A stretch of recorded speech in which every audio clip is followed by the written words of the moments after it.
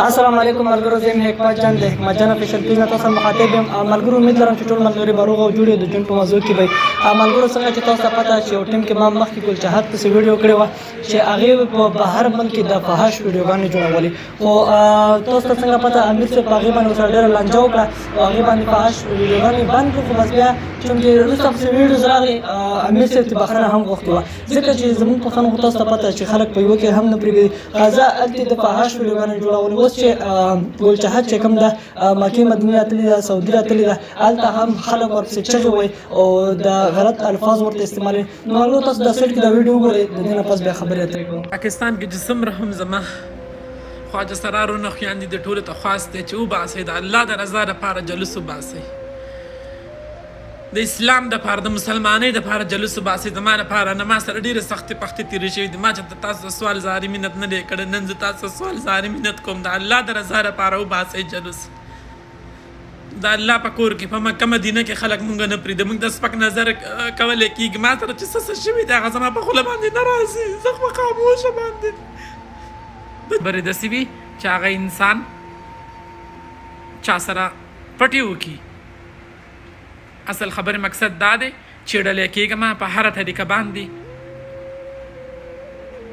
څوک مې نه پرېږدي چې خپل ذکر وکړم، خپل اذکار وکړم، خپل عبادت وکړم. زم د الله انسان یم، د الله بنده یم،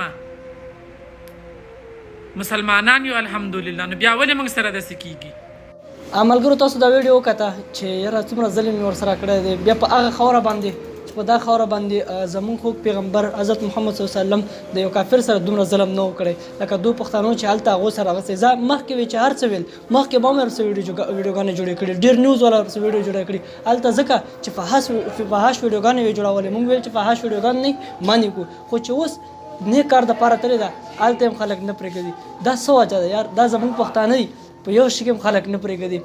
هغه نیوزونو والا ته ټول ته مې دا ریکویسټ دی چې یاره کوم ټیم کې دوی فحش ویډیوګانې جوړولې هلته هر یو پرې چغې وهلې چې یاره دا غلط ویډیوز جوړوي، د فحش ویډیوګانې جوړوي، زموږ معاشرې دپاره ښه نه دي. اوس چې دا د ښه کار دپاره تللې ده او هلته ښې ویډیو جوړوي، یعنې حج دپاره تللې، عمرې دپاره تللې ده، نو بیا خو پکار ده چې دوی سپورټ کړي که نه. هغه نیوزونو والا ته ټول ته مې دا ریکویسټ دی چې مهرباني وکړئ دا سپورټ کوئ، ځکه چې داسې سخت وخت دا خو خیر اجرا دی، نو چې اجرا سره دومره ظلم کول دا نه پکار. دا د دې زړه نه چې خیرې ورته وځي دا څومره سخته عظیمه ګناه ده. نو مهرباني وکړئ چې دوی اواز اوچت کړي او دوی سره اوږه په اوږه ودرېږئ، ځکه اوس خو د یو ښه کار دپاره تللې ده. ملګرو چارته هم یې علم خوشحاله او بد لار نور راکړي. مال اجازت لري، الله په امان.